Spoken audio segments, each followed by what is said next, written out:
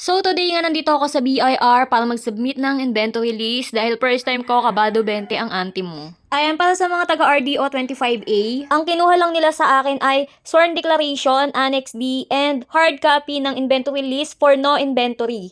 Yes, for no inventory, hindi na kailangan ng USB mga mima. Pero suggest ko, para sure na din, magdala na rin kayo ng USB.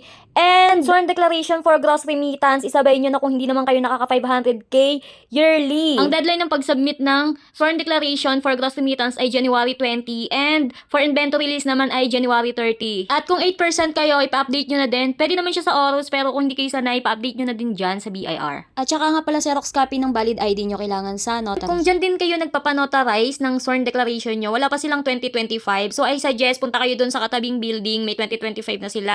3 pieces, 250 pesos. So ayan, dahil nga USB yung dala ko, dun na rin ako nagpa-print, kaya ayan po yung gastos ko lahat, 714.